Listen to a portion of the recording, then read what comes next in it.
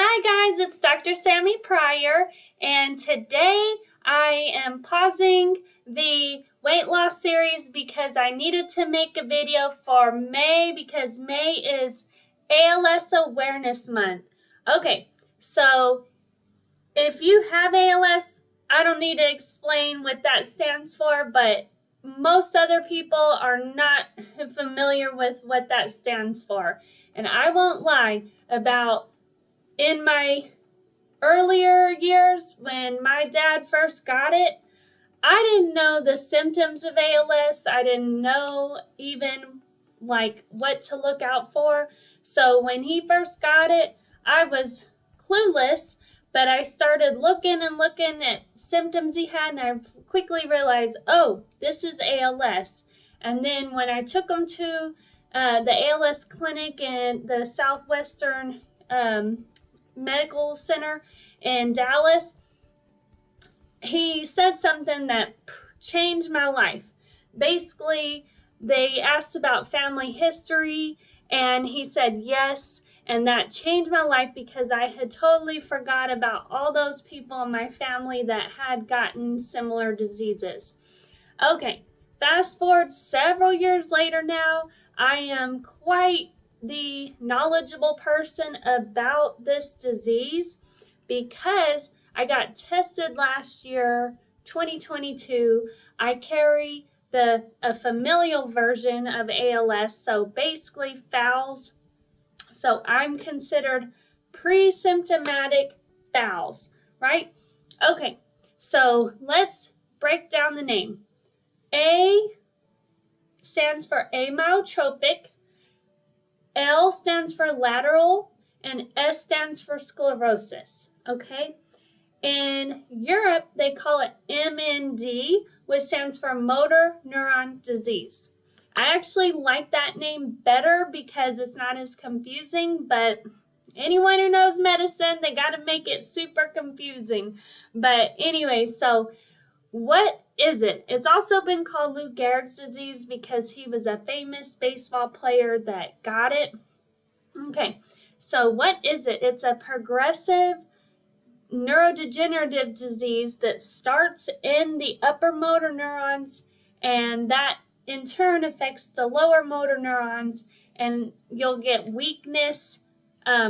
Usually we'll have cramping in the lower limbs, fasciculations when the muscles are dying, and basically weakness that will eventually spread to the diaphragm, and that will cause your death if you don't have intervention.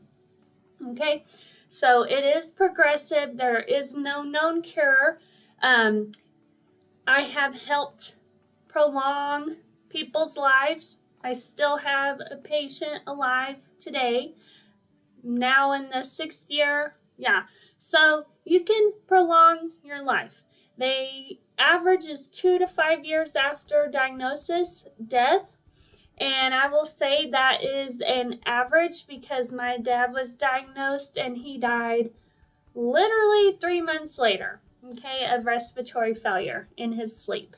The good news is when you do die from this, if it's through the respiratory failure, you usually die in your sleep. So there's a benefit to that, but many men especially are very young when they get this, so a lot of them have children. They do not want to die early, and I understand that. I do. Me personally, when I get it, I'm probably just gonna go. Yeah, but we all make our own decisions. But anyways, today for benefit, because I have a whole series on ALS, and I know people tune in when we talk because I usually drop a good pearl because I treat these people. So we're going to go back to the basics today. I did a neurology seminar. We talked a lot about Parkinson's, a lot about MS, and then more generalized neurodegeneration, things that are within the symptomology, like paroxysmal symptoms, like autonomic dysfunction, oxidative stress, like that. So what we're going to talk about today is sleep. Sleep. And I have been kind of struggling with my sleep some.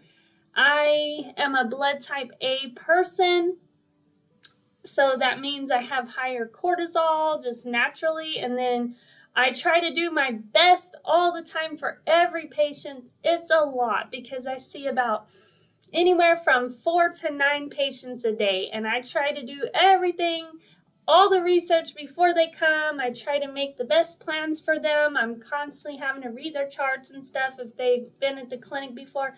So it's a lot. It's a lot on my plate. So stress, I think, is what's interfering.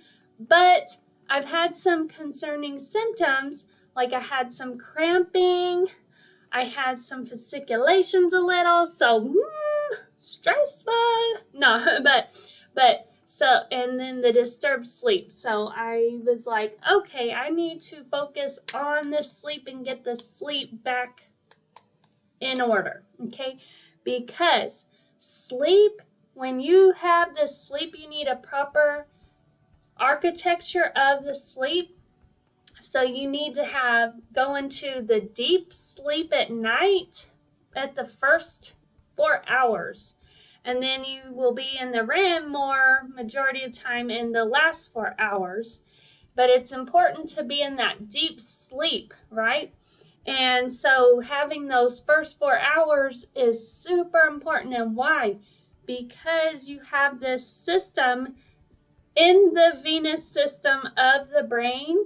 You have, so in the body, you have arteries, you have veins, and then you have these vessels called the lymphatics, okay? And the lymphatics travel, through the body, and they dump into something right about here, okay? And they dump into the venous system right about here, okay? And so you have these lymph, vessels, I guess you call them lymph vessels. But in the brain, they never believed that you had any lymph. Well, sometime about 5 to 10 years ago, some researchers found out, yes, you do. And they call it the glymphatic system. And basically, the brain gets washed over and then it gets collected back up. And that helps to clean the junk products, right? And so that glymphatic system only occurs in the deep sleep. Yes.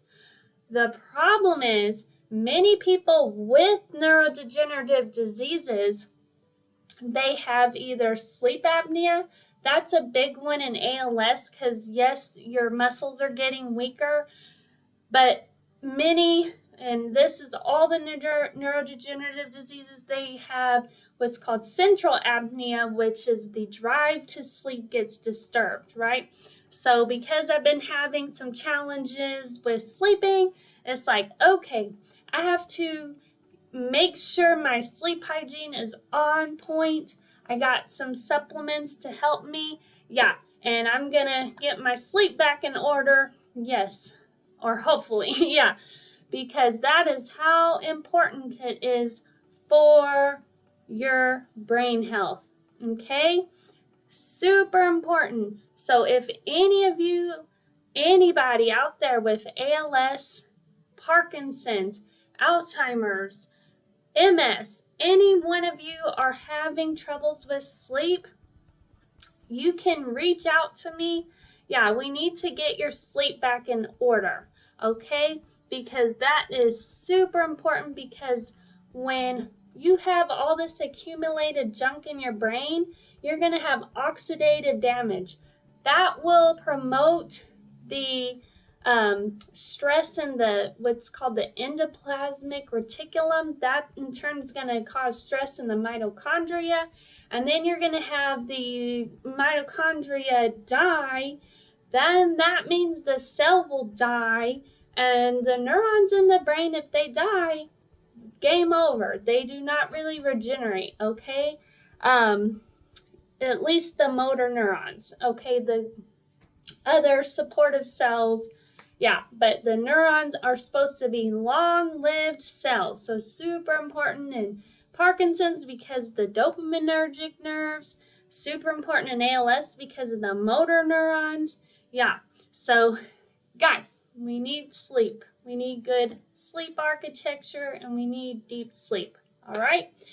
Okay, that's all this video's about. I love you guys. Mwah. Okay, have a good day. Bye.